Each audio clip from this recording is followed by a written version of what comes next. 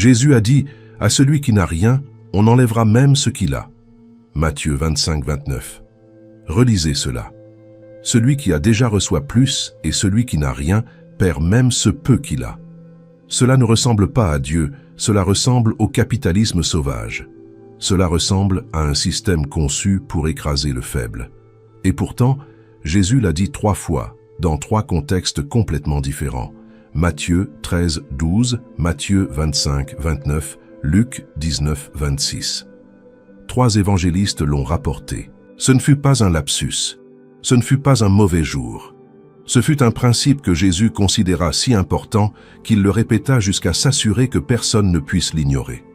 Et c'est là que cela devient inconfortable.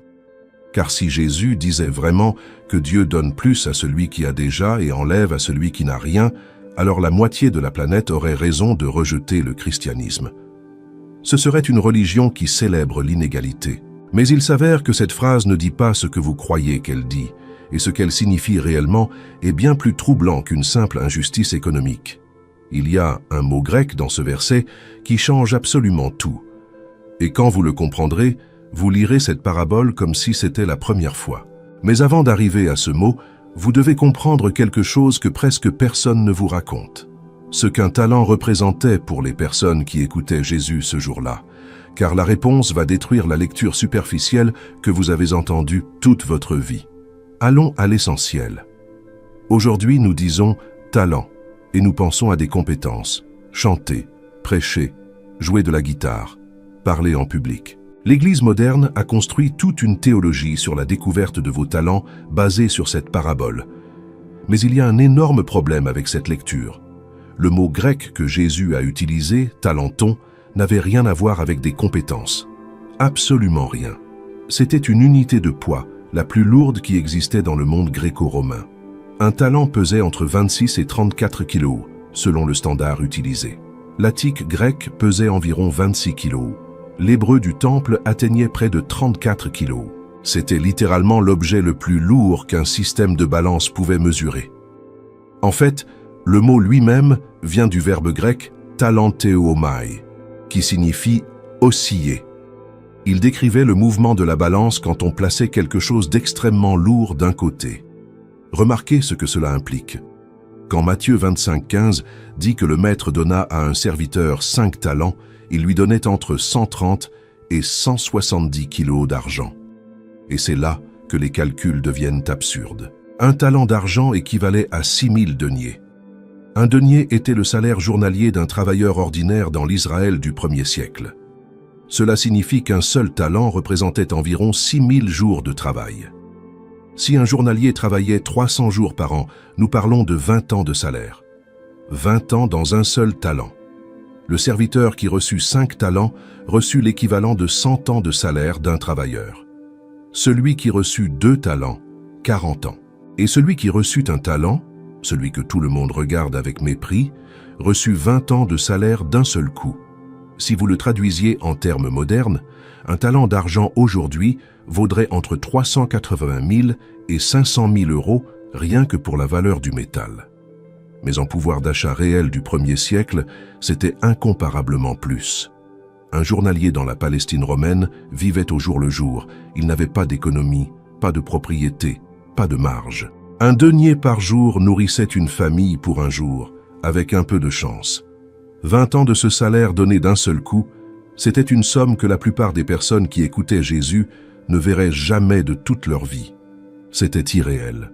C'était comme raconter un conte de fées avec des nombres réels. Et je veux que vous remarquiez quelque chose de fascinant dans l'histoire des mots. Le mot « talent » en français, « talent » en anglais, « talento » en espagnol, ce mot que nous utilisons aujourd'hui pour parler de compétences naturelles vient directement de cette parabole. Le sens changea au Moyen Âge. Les théologiens médiévaux interprétèrent la parabole comme une allégorie sur les compétences que Dieu donne. Et peu à peu, le mot grec « talenton », qui était une unité de poids, devint le mot que nous utilisons pour capacité naturelle. C'est l'un des rares cas dans l'histoire des langues occidentales où une parabole de Jésus changea définitivement le sens d'un mot dans des dizaines de langues. Mais ironiquement, ce changement de sens affaiblit la parabole. Parce que quand vous lisez talent et pensez compétence, l'histoire devient inoffensive. Utilisez vos compétences pour Dieu. Quand vous comprenez qu'il s'agissait de fortunes colossales confiées à des esclaves sans garantie, l'histoire devient incendiaire. Vous lisez une histoire sur une confiance radicale, un risque absolu et une responsabilité écrasante. Pensez-y. 20 ans de travail confiés entre les mains d'un esclave. Pas un associé, pas un ami, un esclave. Quel genre de maître fait cela? Quel genre de confiance dépose cela? La parabole commence par un acte de générosité si absurde que les auditeurs de Jésus auraient dû retenir leur souffle.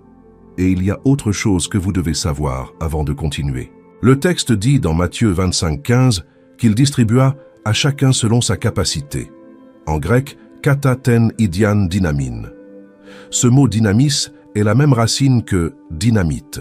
Il signifie puissance, capacité, force. Il ne donnait pas au hasard. Il mesurait la capacité de chacun et donnait en proportion exacte de ce que chaque serviteur pouvait gérer. Celui qui reçut 5 talents n'était pas le favori. C'était celui qui avait la plus grande capacité opérationnelle. Et celui qui reçut un talent n'était pas le rejeté. C'était celui qui, selon l'évaluation du maître, pouvait gérer responsablement 20 ans de salaire. Cela reste une confiance énorme. Si vous pensez que cette parabole parle de découvrir si votre talent est de chanter ou de prêcher, vous venez de voir que vous lisez une histoire sur des millions, sur une confiance démesurée, sur un maître qui littéralement risque sa fortune entre les mains d'esclaves. Si cela a changé votre lecture de ce verset, partagez-le avec quelqu'un qui a toujours pensé que talent signifiait compétence. Ils ont besoin d'entendre cela. Et maintenant vient la partie qui va ébranler tout ce que vous croyez savoir sur le mauvais serviteur. Il y a quelque chose que presque personne ne remarque quand il lit cette parabole, le temps. Matthieu 25:19 dit « Après un long temps, le maître de ses serviteurs revint. » Un long temps. En grec, méta de polychronon. Ce ne fut pas un week-end, ce ne fut pas un mois. Ce fut une longue période indéfinie. Les serviteurs ne savaient pas quand ils reviendraient. Ils n'avaient pas de date d'échéance. Ils étaient seuls avec une fortune et une instruction implicite. Faites quelque chose avec cela. Et regardez ce que firent les 2 premiers. Matthieu 25:16 dit que celui qui reçut 5 talents s'en alla, les fit valoir. Le mot grec est ergazomai. Il travailla, se mit en mouvement, fit du commerce, prit des risques. Car c'est ce qu'impliquait le commerce au 1er siècle. Il n'y avait pas de banque d'investissement, pas de fonds mutuels, pas de filet de sécurité. Faire du commerce signifiait acheter des marchandises, les transporter, les vendre sur un autre marché, faire face aux voleurs sur la route, aux fluctuations des prix, aux sécheresses qui ruinaient des récoltes entières. C'était du risque pur. Et ce serviteur prit 5 talents, 100 ans de salaire et les mit en jeu. Le résultat, il doubla l'investissement. Et celui qui reçut 2 talents fit exactement la même chose. Il doubla. On ne dit pas que l'un fut plus brillant que l'autre. On ne dit pas que l'un eut une stratégie supérieure. Ce qu'on dit, c'est qu'ils agirent tous les deux. Tous deux firent bouger ce qui leur fut confié. Et remarquez quelque chose de crucial. Quand le maître revient, il ne leur demande pas combien ils ont gagné.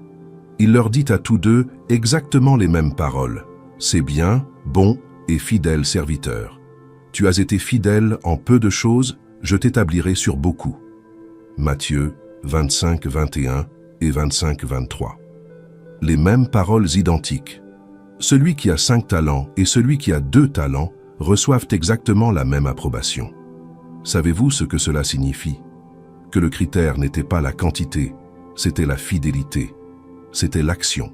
C'était le fait qu'ils firent quelque chose avec ce qui leur fut donné. Et regardez le mot que le maître utilise, fidèle, en grec. Pistos est la même racine que pistis, la foi. Fidèle et foi sont de la même famille linguistique. Ce n'est pas une coïncidence. Dans la pensée grecque du Nouveau Testament, la fidélité ne se mesure pas par les résultats, elle se mesure par la disposition à agir en confiance en celui qui vous a envoyé. Ces 2 serviteurs n'avaient pas de garantie de succès. Ils auraient pu tout perdre. Le commerce du 1er siècle n'avait pas de police d'assurance. Et pourtant, ils agirent. Pourquoi? Parce qu'ils faisaient confiance à leur maître. Ils connaissaient son caractère. Ils savaient qu'il était généreux. Il venait de confier une fortune absurde à des esclaves, et ils répondirent à cette générosité par l'action. Maintenant, préparez-vous, car ce qui suit est l'endroit où la parabole explose. Matthieu 25, 24, 25. Celui qui n'avait reçu qu'un talent s'approcha et dit « Seigneur, je savais que tu es un homme dur, qui moissonne où tu n'as pas semé, et qui amasse où tu n'as pas vanné. J'ai eu peur, et je suis allé cacher ton talent dans la terre. Voici, tu as ce qui est à toi. » Lisez cela lentement. Le troisième serviteur n'a pas perdu l'argent, ne l'a pas volé, ne l'a pas dépensé en prostituée comme le fils prodigue. Il l'a gardé, protégé, enfoui dans la terre. Ce qui, soit dit en passant, était exactement ce que la loi rabbinique recommandait comme la façon la plus sûre de garder quelque chose de précieux. Le Talmud babylonien, traité Baba Metzia 42a, établit qu'enterrer de l'argent était considéré comme la façon la plus responsable de protéger un dépôt. Si quelqu'un vous confiait de l'argent et que vous l'enterreriez, vous étiez légalement libéré de toute responsabilité si quelque chose tournait mal. Le troisième serviteur fit ce qui était juste selon la tradition. Mais remarquez ce qu'il dit d'abord avant d'expliquer ce qu'il a fait. Il dit « Je savais que tu es un homme dur ». En grec, scléros, dur, sévère, rude. C'est le même mot d'où vient sclérose, le durcissement. Ce serviteur voit son maître comme quelqu'un de rigide, d'impitoyable, d'exploiteur. Tu moissonnes où tu n'as pas semé, tu amasses où tu n'as pas vanné. Tu prends des bénéfices du travail d'autrui. Tu te bénéficies sans contribuer. Entendez-vous ce qu'il fait? Il définit le caractère de son maître selon sa propre peur, non selon les preuves. Car les preuves disent le contraire. Le maître vient de confier une fortune colossale à des esclaves sans leur demander de garantie, sans contrat, sans garantie. Est-ce que c'est ce que fait un homme dur? Un homme dur ne donne pas 20 ans de salaire à un esclave en disant « fais quelque chose avec cela ». Un homme dur vous surveille, vous contrôle, vous impose des conditions. Ce maître fit exactement le contraire. Il partit, leur donna une liberté totale et leur fit confiance. Mais le troisième serviteur ne vit pas cela. Il vit ce que sa peur lui permettait de voir. Et voici le mot grec qui change tout. Matthieu 25, 25. « Ephobétan, j'ai eu peur ». Cela vient de phobos, la racine de phobie. Ce n'est pas une crainte révérentielle, ce n'est pas une prudence avisée, c'est une terreur paralysante, le type de peur qui vous fige, qui vous empêche d'agir, qui transforme la générosité en menace. Et voici la clé de toute la parabole.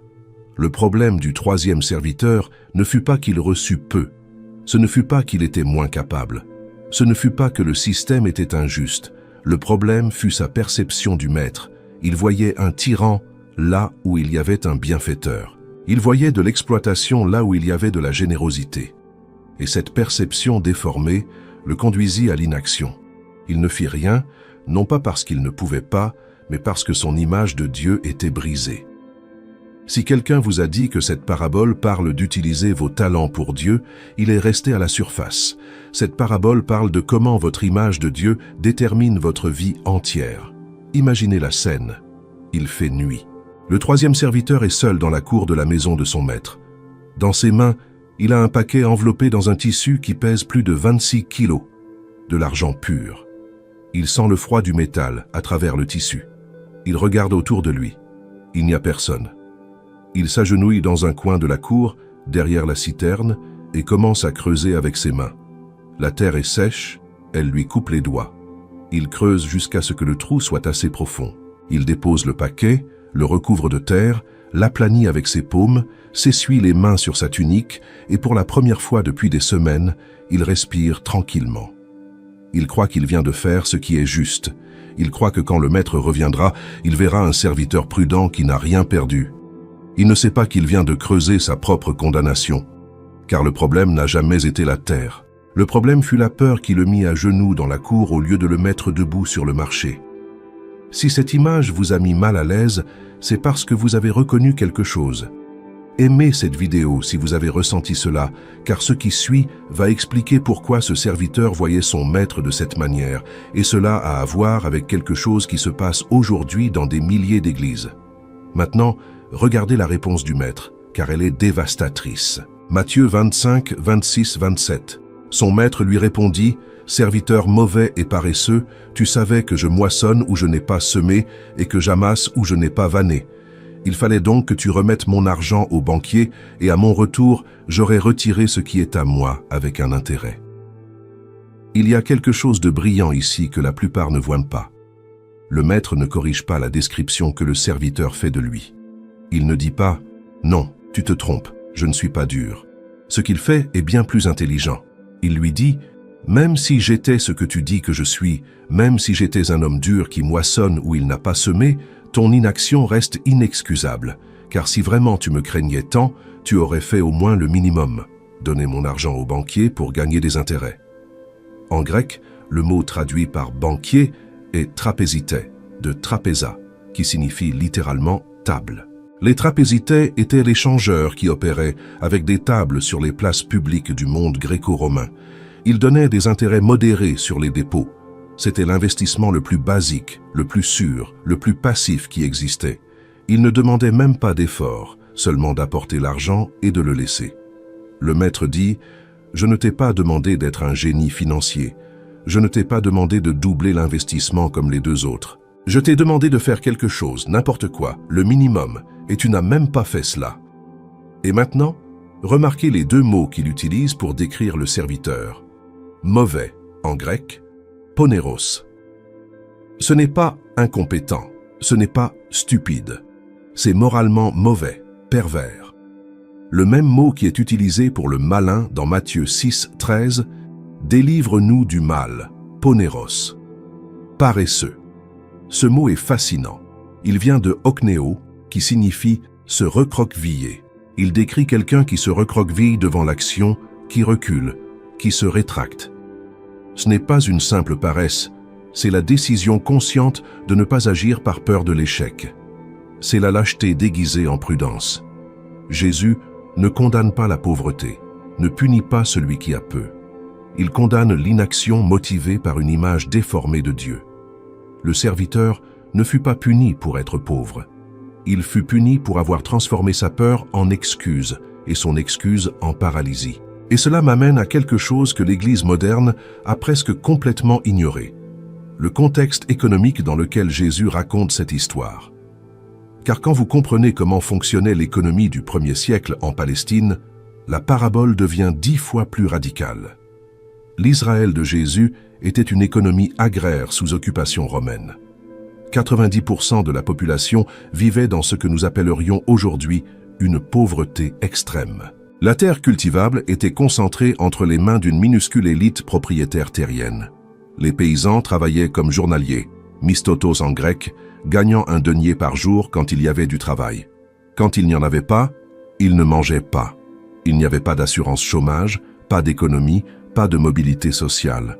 On naissait pauvre et on mourait pauvre, avec de rares exceptions. Dans ce contexte, l'idée que quelqu'un confie à un esclave l'équivalent de 20, 40 ou 100 ans de salaire d'un journalier était absolument insensée. L'auditoire de Jésus aurait réagi à cette prémisse la bouche ouverte, non pas avec la naturalité avec laquelle nous lisons 5 talents, comme s'il s'agissait de 5 pièces. C'était comme si quelqu'un arrivait aujourd'hui à un employé au salaire minimum et lui disait « Tiens, voici 2 millions d'euros, fais quelque chose avec. Je reviens quand je reviens. » La disproportion entre la condition du serviteur et ce qui lui est confié est intentionnellement absurde. Et cette absurdité est le point. Jésus dit « Ce que Dieu te confie est disproportionné par rapport à ce que tu mérites. Tu ne le reçois pas par mérite, tu le reçois par grâce. Et cette grâce demande une réponse. » Mais il y a autre chose sur l'économie du 1er siècle qui rend l'action des 2 premiers serviteurs encore plus extraordinaire. Il existait dans le monde méditerranéen antique ce que les anthropologues Bruce Malina et Richard Rohrbaugh appellent le concept du bien limité. Dans cette vision du monde, la richesse était un gâteau fini. Si tu gagnais plus, quelqu'un perdait nécessairement. Le concept de créer de la richesse n'existait pas, seulement de la redistribuer. Gagner revenait essentiellement à prendre à un autre. Les personnes honorables ne cherchaient pas à accumuler. Celles qui le faisaient étaient automatiquement vues comme des exploiteuses. Cela signifie que quand les 2 premiers serviteurs sortent pour négocier, ergazomai, ils font quelque chose de culturellement risqué. Non seulement ils risquent l'argent, ils risquent leur réputation sociale, ils risquent d'être vus comme des voleurs ou des exploiteurs. Ils agissent contre le consensus culturel de leur temps, et cela rend leur action encore plus impressionnante. Non seulement ils investirent financièrement, ils rompirent avec le système de pensée dominant. Ils agirent différemment de ce que leur culture attendait d'eux. Voyez-vous l'application? Suivre Christ avec fidélité n'est presque jamais culturellement confortable. Cela implique presque toujours faire quelque chose que votre environnement ne comprend pas, n'approuve pas ou ne valorise pas. Et le troisième serviteur fit exactement ce que sa culture aurait applaudi. Il fut prudent. Il ne risqua rien. Il protégea ce qui n'était pas à lui et le rendit intact. Et pourtant, c'est le seul condamné. Il y a une leçon enfouie ici, littéralement enfouie comme le talent, que l'Église a besoin de déterrer. L'obéissance culturelle n'est pas l'obéissance spirituelle, et la prudence humaine n'est pas la fidélité divine. Parfois, ce que Dieu attend de toi est exactement ce que ton environnement te dit de ne pas faire. Et nous arrivons maintenant à la phrase qui vous a amené ici. Matthieu 25, 29. Car on donnera à celui qui a, et il sera dans l'abondance, mais à celui qui n'a rien, on enlèvera même ce qu'il a. Si vous la lisez isolément, elle semble monstrueuse. Mais vous venez de voir le contexte complet, et maintenant vous pouvez comprendre ce qu'elle dit réellement. À celui qui a. Ne dis pas à celui qui a de l'argent. Ne dis pas à celui qui a des ressources. Il dit à celui qui a. En grec, ekonti, participe présent de écho, avoir, tenir, embrasser. Ce qu'il a, c'est ce qu'il vient de démontrer dans la parabole. La fidélité, l'action, la disposition à risquer, la confiance dans le caractère du maître. Celui qui a est celui qui agit avec ce qui lui a été donné, quelle que soit la quantité. Celui qui a 5 talents et celui qui a 2 talents reçurent le même mot d'approbation. On ne mesura pas la quantité, on mesura la réponse. Et à celui qui n'a rien ne se réfère pas aux pauvres. Il se réfère à celui qui a reçu et n'a rien fait. À celui qui a eu l'opportunité, la ressource, la confiance du maître et l'a enterré. À celui qui a transformé la générosité en motif de peur. La phrase opère sous un principe que Jésus avait déjà établi dans Matthieu 13, 12, dans un contexte complètement différent. Là, il n'y avait ni talent, ni argent. Il expliquait pourquoi il parlait en parabole. Et il dit exactement la même chose. Car on donnera à celui qui a, et il sera dans l'abondance, mais à celui qui n'a rien, on enlèvera même ce qu'il a. Dans ce contexte, écoutez bien, ce que l'on a, c'est la compréhension, la réceptivité, l'ouverture spirituelle. Jésus disait qu'à celui qui reçoit son enseignement avec un cœur ouvert, plus de compréhension lui sera donnée. Mais à celui qui rejette la vérité, même la petite compréhension qu'il a s'évaporera. C'est un principe spirituel, non économique. Et il fonctionne exactement de la même manière dans les deux contextes. La réceptivité produit l'abondance, la résistance produit la perte. Marc 4, 25. L'enregistre dans le même contexte des paraboles du semeur. Luc 19, 26 le met dans la bouche d'un noble qui part recevoir un royaume. 3 évangélistes, 3 contextes, le même principe. Ce n'est pas un hasard. Mais je veux que vous compreniez quelque chose sur Matthieu 13, 12 que presque personne ne connecte. Quand Jésus dit « À celui qui a, on donnera plus », dans ce chapitre, les disciples viennent de lui demander « Pourquoi leur parles-tu en parabole ?» Et la réponse de Jésus est l'une des plus denses du Nouveau Testament. Il leur dit dans Matthieu 13, 11 « Parce qu'il vous a été donné de connaître les mystères du royaume des cieux, mais qu'à eux, cela n'a pas été donné. » Le mot « mystère » en grec, « mystéria » ne signifie pas « mystérieux » dans le sens de confus. Dans le monde grec, « mystérion » était un terme technique des religions à mystère. Il se référait à une vérité qui était cachée et qui n'était révélée qu'aux initiés. Paul l'utilise 21 fois dans ses lettres, et Jésus l'utilise ici pour dire que les vérités du royaume ne sont pas auto-évidentes. Elles sont révélées, et elles sont révélées à ceux qui viennent avec un cœur réceptif. Ainsi, dans Matthieu 13, 12, « à celui qui a » signifie « à celui qui a de la réceptivité, à celui qui a faim spirituellement, à celui qui écoute avec l'intention d'obéir à ce qu'il entend. À celui-là, on donnera plus de compréhension, plus de profondeur, plus d'accès à la vérité. Et à celui qui n'a rien signifie à celui qui entend mais ne reçoit pas, à celui qui assiste mais n'absorbe pas, à celui qui a la Bible sur la table mais pas dans le cœur. À celui-là, même la compréhension superficielle qu'il avait se diluera jusqu'à ce qu'il ne reste rien. Et Jésus cite Ésaïe 6, 9, 10 pour l'expliquer. Vous entendrez de vos oreilles et vous ne comprendrez point. Vous regarderez de vos yeux et vous ne verrez point. Ésaïe écrivit cela 700 ans plus tôt, et Jésus l'applique à sa propre génération. Des gens qui voient des miracles et ne perçoivent pas, qui entendent des enseignements et ne comprennent pas. Non pas parce qu'il leur manque d'intelligence, mais parce qu'il leur manque de réceptivité, parce qu'ils ont endurci leur propre cœur. Et l'endurcissement produit un cycle descendant. Moins tu reçois, moins tu as la capacité de recevoir. C'est exactement le principe de « à celui qui n'a rien, on enlèvera même ce qu'il a », opérant en temps réel dans la dimension de la compréhension spirituelle. C'est comme un muscle qui ne s'exerce pas. Si tu cesses de marcher, les muscles de tes jambes s'atrophient. Non pas parce que tes jambes te détestent, mais parce que c'est la nature des muscles. Et si tu cesses de recevoir la vérité avec une foi active, ta capacité de percevoir la vérité s'atrophie. Non pas parce que Dieu te punit, mais parce que c'est la nature de la perception spirituelle. Et cela transforme complètement la lecture de la parabole des talents. Car maintenant, vous ne lisez pas une histoire économique, vous lisez la même loi spirituelle opérant dans la dimension de la responsabilité. Le principe qui, dans Matthieu 13, fonctionne avec la compréhension, dans Matthieu 25, fonctionne avec l'action, et dans Luc 19, fonctionne avec la loyauté envers le roi qui vient. Ce sont trois manifestations du même principe fondamental du royaume. Utilise ce que tu as, ou tu le perdras. Et ce que je vais vous montrer maintenant connecte tout cela à un événement historique réel que les auditeurs de Jésus connaissaient parfaitement et qui donne à cette parabole une dimension politique que personne ne vous a enseignée à l'école du dimanche. Mais il y a autre chose dans la version de Luc que vous devez entendre, car elle ajoute une couche que Matthieu n'inclut pas, et cette couche connecte la parabole à un événement historique que les auditeurs de Jésus connaissaient parfaitement.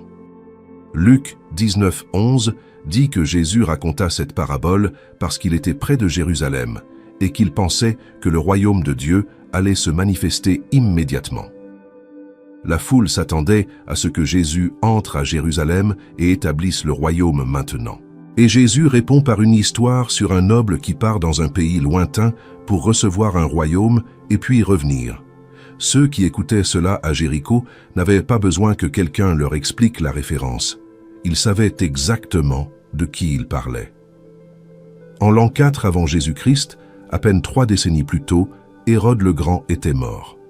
Son fils Archélaos fut désigné comme successeur sur la Judée, la Samarie et l'Idumée. Mais pour être officiellement confirmé, Archélaos devait voyager à Rome et recevoir l'approbation de l'empereur Auguste. Et c'est exactement ce qu'il fit. Mais voici le détail que Jésus utilise comme base de sa parabole. Selon l'historien juif Flavius Joseph, Antiquité juive 17 299 314, une délégation de 50 dirigeants juifs voyagea également à Rome pour se présenter devant César et le supplier de ne pas donner le royaume à Archélaos. Ils l'accusèrent de cruauté, d'avoir massacré 3000 juifs pendant une célébration de Pâques avant même d'être confirmé comme roi. Et plus de 8000 juifs vivant à Rome se joignirent à la protestation au palais. Luc 19,14 dit « Mais ses concitoyens le haïssaient, et ils envoyèrent une ambassade après lui pour dire « Nous ne voulons pas que celui-ci règne sur nous ». Ce n'est pas de la fiction, c'est de l'histoire déguisée en parabole.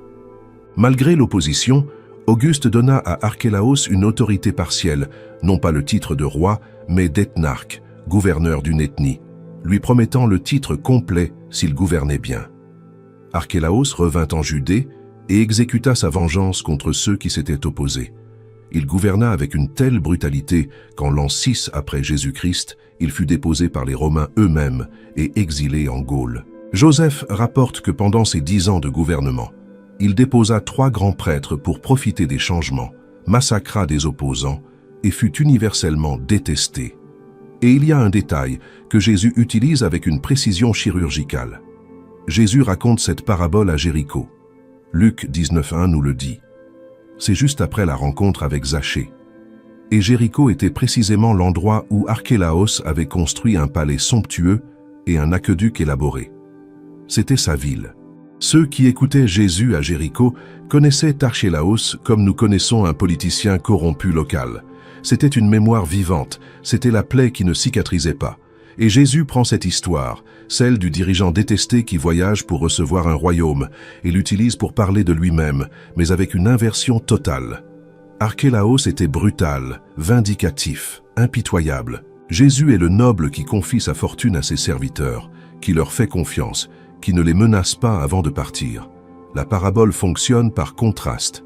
Les auditeurs penseraient, si même Archélaos, le tyran, s'attendait à ce que ses serviteurs produisent quelque chose avec ce qu'il leur a donné, combien plus le vrai Messie attendra-t-il de la productivité des siens?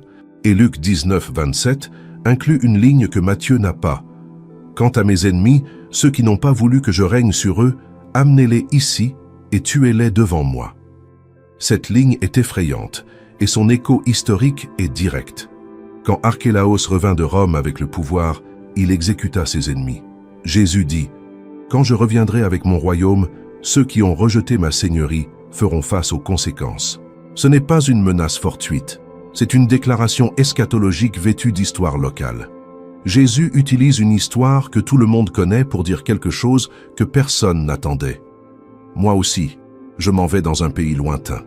Moi aussi, je vais recevoir un royaume. Et il y a aussi des gens qui ne veulent pas que je règne. La question n'est pas de savoir si je reviens. La question est, qu'avez-vous fait de ce que je vous ai laissé? Et dans la version de Luc, la phrase de Matthieu 25:29 apparaît en Luc 19:26 avec une différence subtile mais importante. Dans Matthieu, les serviteurs reçoivent des talents, des quantités énormes, différentes pour chacun.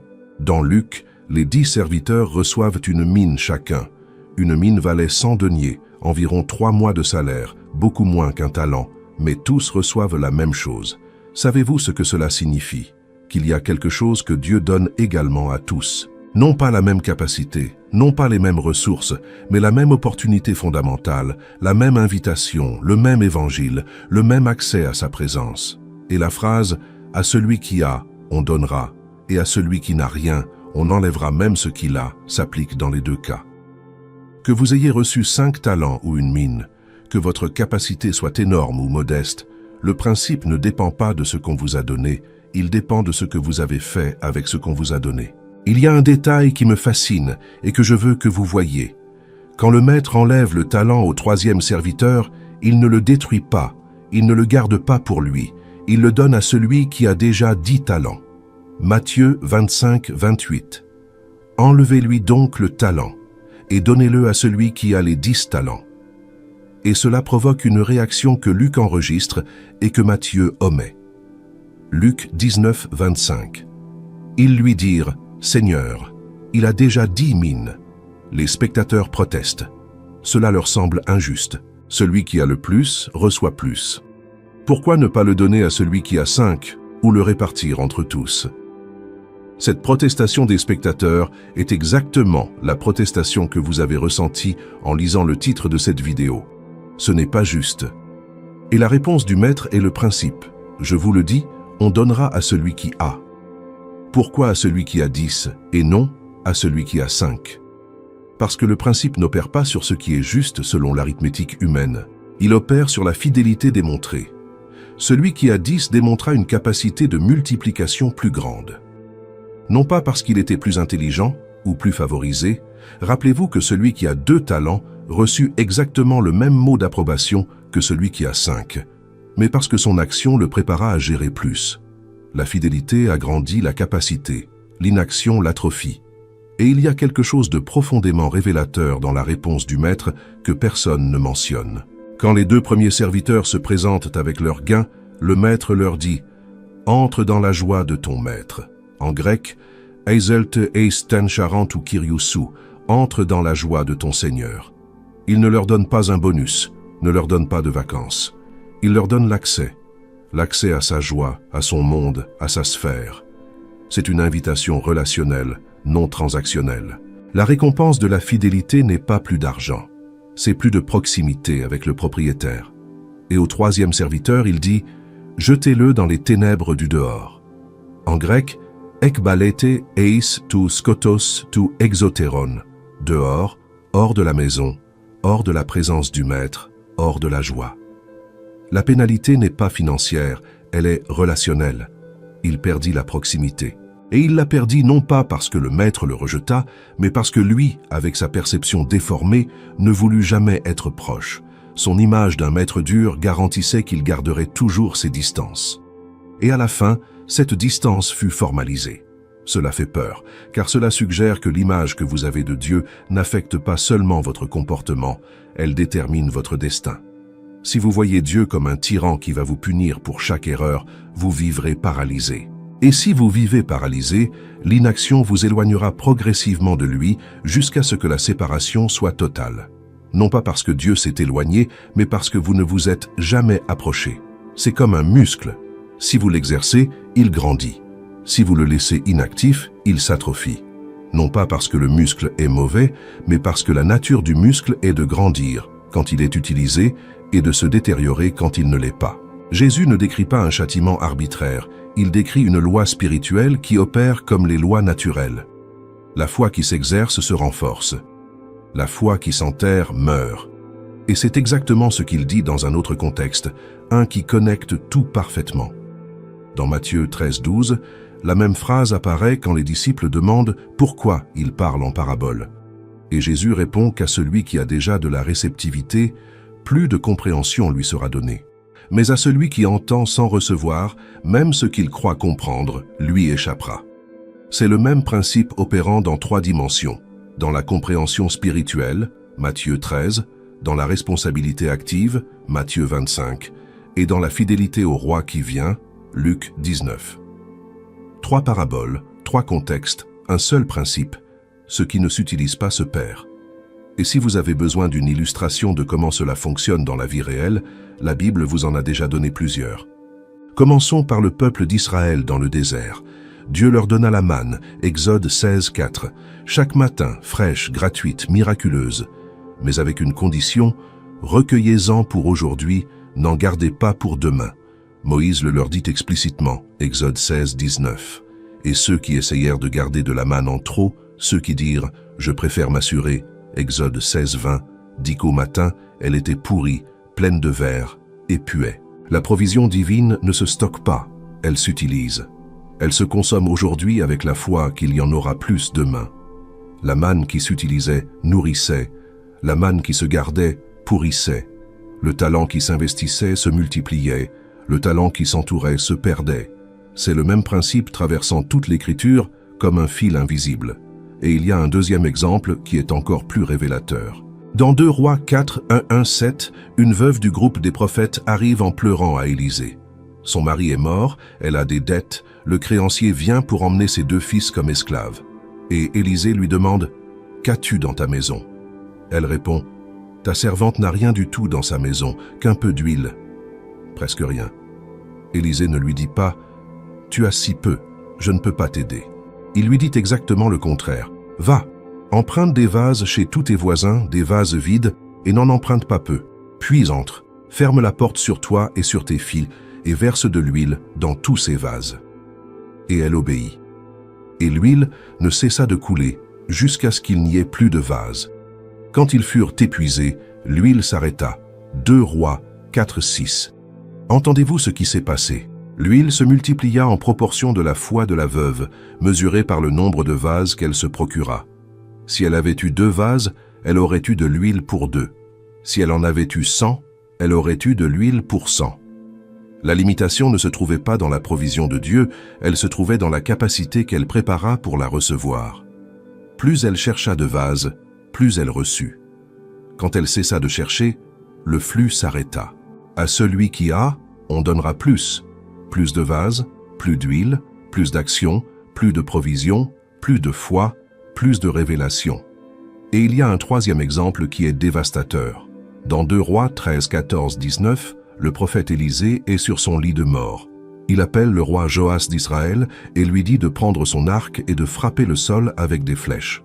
Le roi frappe 3 fois et s'arrête, et Élisée se met en colère et lui dit « Il fallait frapper 5 ou 6 fois. Tu aurais détruit la Syrie complètement. Maintenant, tu ne la vaincras que 3 fois. » Le roi fit quelque chose, mais ne fit pas assez. Il s'arrêta trop tôt. Il agit à moitié, et cette tiédeur lui coûta une victoire incomplète. L'intensité de ton action détermine l'ampleur de ton résultat. Joas n'échoua pas par manque d'opportunité, il échoua par manque d'intensité. Il avait les flèches, il avait le prophète, il avait la promesse divine. Et il frappa 3 fois quand il aurait dû frapper jusqu'à ce que le prophète lui dise « Arrête ». Sa modération n'était pas de la prudence, c'était de la médiocrité. Et la médiocrité se paie toujours. Voyez-vous le schéma? La manne qui se garde pourrit. Les vases qui ne se cherchent pas limitent l'huile. Les flèches qui ne s'utilisent pas limitent la victoire. Les talents qui s'entourent se perdent. Ce n'est pas que Dieu punit la faiblesse, c'est que la tiédeur et l'inaction ont des conséquences naturelles que même la grâce n'annule pas. Non pas parce que Dieu est dur, sclérose, mais parce que les lois spirituelles fonctionnent aussi constamment que la gravité. Maintenant, je veux que vous voyiez quelque chose qui connecte cette parabole avec celle qui vient immédiatement après, car la plupart des prédicateurs les séparent, et ils ne devraient pas. Matthieu 25, 29, « À celui qui n'a rien, on enlèvera même ce qu'il a », se trouve dans la parabole des talents. Et à peine 2 versets plus loin, dans Matthieu 25, 31, commence le jugement des nations. Quand le Fils de l'homme viendra dans sa gloire, il sera assis sur le trône de sa gloire. Toutes les nations seront rassemblées devant lui. Jésus passe directement des talents au jugement final, sans pause, sans transition. Et dans le jugement, la question qui sépare les brebis des boucs n'est pas théologique. As-tu cru correctement? Elle est pratique. As-tu fait quelque chose? Matthieu 25, 35, 36. J'ai eu faim, et vous m'avez donné à manger. J'ai eu soif, et vous m'avez donné à boire. J'étais étranger, et vous m'avez recueilli. J'étais nu, et vous m'avez vêtu. J'étais malade, et vous m'avez visité. J'étais en prison, et vous êtes venus vers moi. Entendez-vous la connexion? Dans la parabole des talents, le critère du jugement est l'action versus l'inaction. Dans le jugement des nations, le critère est exactement le même. Et les boucs, les condamnés, disent dans Matthieu 25, 44, « Seigneur, quand avons-nous vu affamé, ou assoiffé, ou étranger, ou nu, ou malade, ou en prison, et ne t'avons-nous pas assisté ?» Leur péché n'était pas la cruauté, leur péché était l'omission. Ils ne firent rien, exactement comme le 3e serviteur. Ils eurent l'opportunité devant eux, ils eurent les ressources, ils eurent la capacité, et ils n'agirent pas. Le 3e serviteur enterra un talent, les boucs enterrèrent la compassion. Le principe est identique. Ce qui t'est donné et n'est pas utilisé devient un témoignage contre toi. Si vous venez de connecter ces 2 paraboles pour la première fois, abonnez-vous, car c'est ce que nous faisons ici, déterrer ce qui se trouve sous le texte que vous croyez connaître. Jacques 4, 17 le dit sans parabole, sans métaphore, en langage direct. Celui donc qui sait faire ce qui est bien et qui ne le fait pas, commet un péché. Le péché d'omission. L'inaction est aussi grave que le péché de commission. Peut-être plus, car celui qui pêche activement reconnaît au moins qu'il est dans le jeu. Celui qui ne fait rien devient un spectateur de sa propre vie, attendant que la responsabilité se dissolve avec le temps. Et cela nous amène à la révélation la plus inconfortable de toute la parabole. Car le 3e serviteur n'était pas un athée, n'était pas un ennemi du maître. Il était l'un de ses serviteurs. Il était à l'intérieur de la maison. Il avait été choisi. On lui avait confié quelque chose. Et pourtant, il ne fit rien. Savez-vous qui devrait le plus craindre cette parabole? Non pas ceux qui sont loin de Dieu, mais ceux qui sont à l'intérieur. Ceux qui ont reçu l'Évangile, l'enseignement, la communauté, les ressources, la Bible dans leur langue, l'accès à l'adoration, la liberté religieuse, et qui ne font rien avec cela. Ils savent ce que dit Romains 12 sur l'utilisation des dons, ce que dit Éphésiens 2, 10 sur les bonnes œuvres préparées d'avance, ce que dit 1 Pierre 4, 10, sur être de bons administrateurs de la grâce variée de Dieu.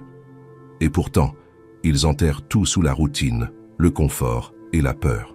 La peur du troisième serviteur n'était pas irrationnelle dans le sens humain. Elle avait une logique. Si tu investis, tu peux perdre. Si tu risques, tu peux échouer. Si tu agis, tu peux te tromper. Enterrer le talent était l'option sûre. Personne ne perd ce qu'il enterre. Et pourtant, c'est exactement ce que le maître condamne. Remarquez qu'il ne lui dit même pas « tu aurais dû gagner 5 de plus ». Il dit seulement « tu aurais dû donner mon argent au banquier ».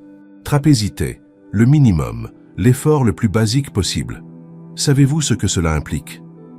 Que Dieu ne te demande pas la perfection. Il ne te demande pas de doubler ce qu'il t'a donné. Il te demande de ne pas l'enterrer. Il te demande de faire quelque chose, n'importe quoi, le minimum. Car même le minimum démontre que tu as eu confiance, que tu t'es mis en mouvement, que tu n'as pas laissé la peur te définir. Il y a des personnes qui sont dans l'Église depuis des années avec un talent enterré. Ce n'est pas qu'elles n'ont rien à offrir, c'est que la peur de l'échec, ou pire, la peur du succès et de la responsabilité qu'il apporte, les tient paralysées. Et la parabole dit que cette paralysie n'est pas neutre, n'est pas simplement ne pas faire de mal, c'est la forme la plus silencieuse de désobéissance. Et cela touche un nerf que l'Église moderne préfère ne pas toucher. Il y a une énorme différence entre assister à l'Église et être l'Église. Il y a une différence entre écouter des sermons sur la fidélité et être fidèle.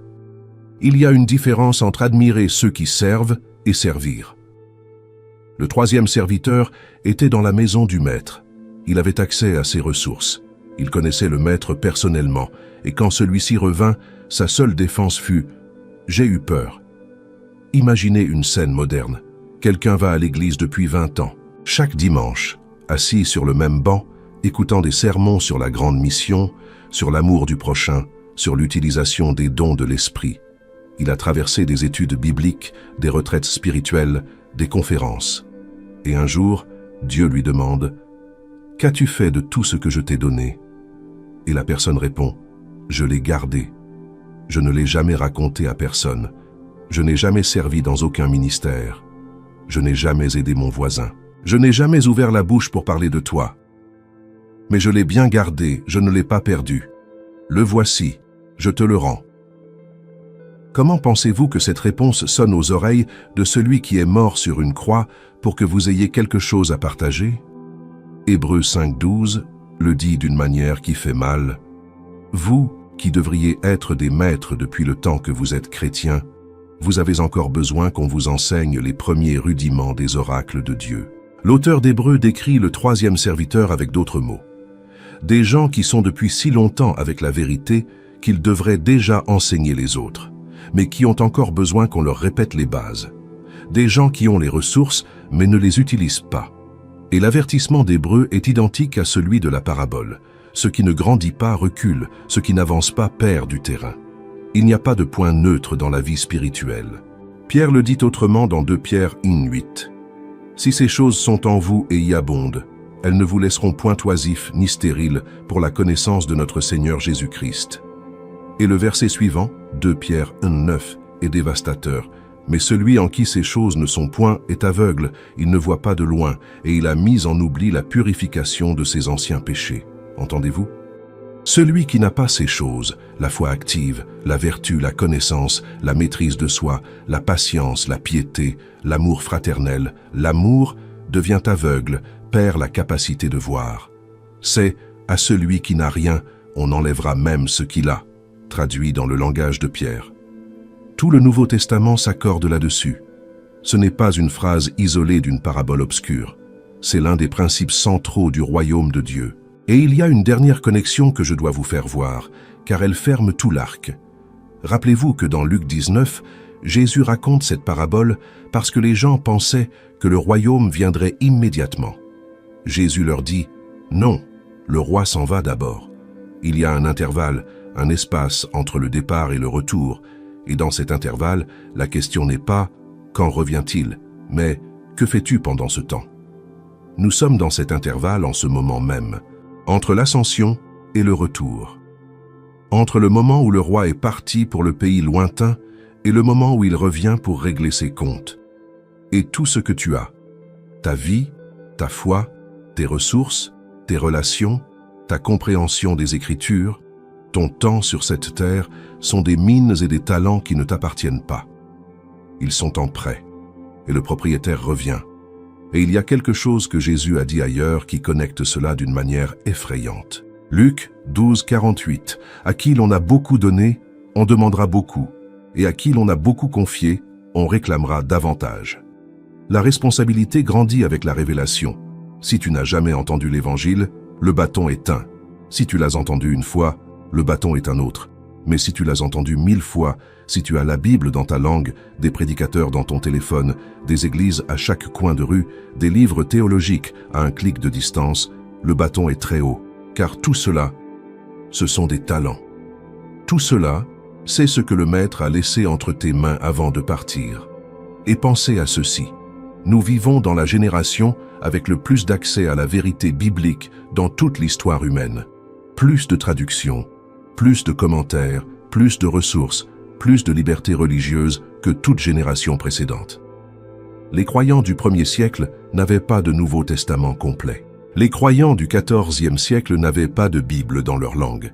Les croyants en Chine et en Iran risquent encore leur vie pour avoir une copie des Écritures. Et nous avons 5 Bibles à la maison, 3 applications sur le téléphone et des podcasts de théologie en conduisant au travail. Combien de talents est-ce? Combien de mines? Si le serviteur à un seul talent fut condamné pour avoir enterré sa ressource, qu'attend-on de la génération qui a plus de ressources spirituelles qu'aucune autre et qui fait moins avec elle que presque n'importe quel autre?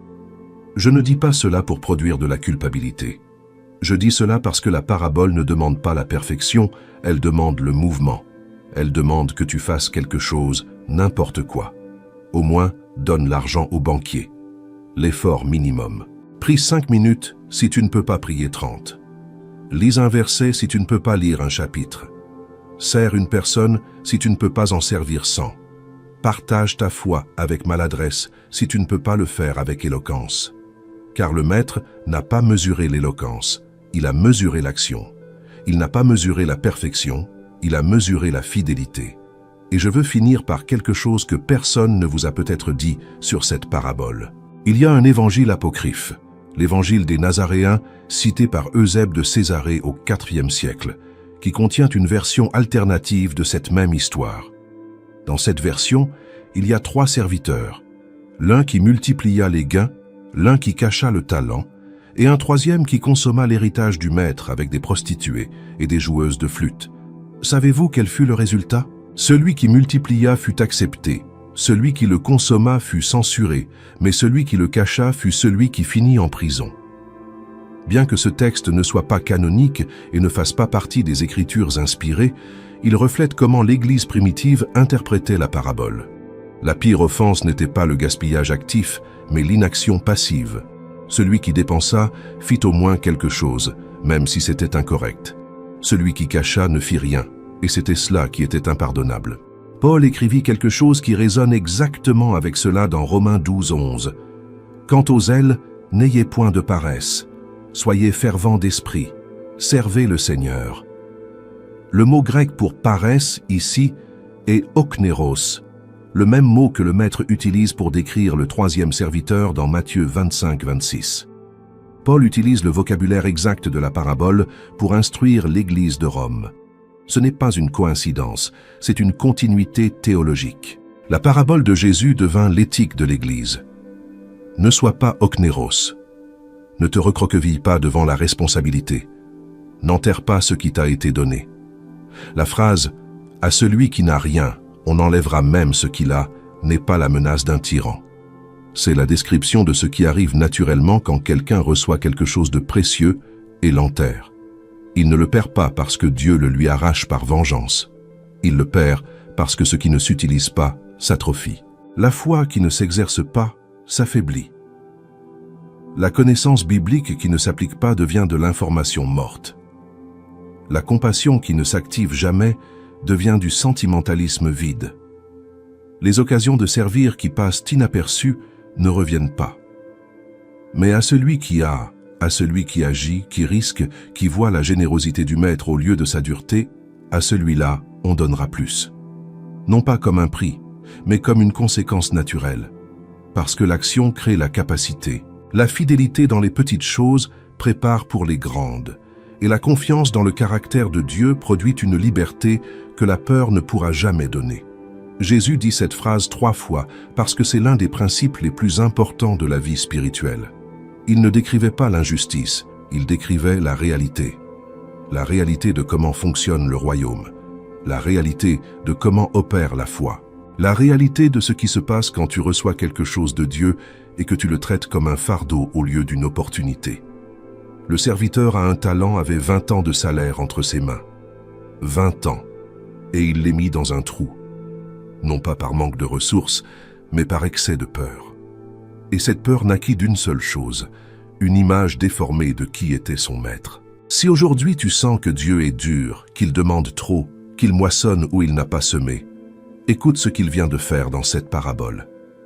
Il confia une fortune à un esclave sans garantie, sans contrat, sans menace préalable. Juste de la confiance. Et la seule question qu'il posa quand il revint fut « Qu'as-tu fait de ce que je t'ai confié ?» Cette question résonnera un jour pour chacun de nous. Et la réponse ne portera pas sur combien nous avons eu, elle portera sur ce que nous en avons fait. Si vous avez aimé cette vidéo, n'oubliez pas de vous abonner à la chaîne, de commenter et de partager. À la prochaine.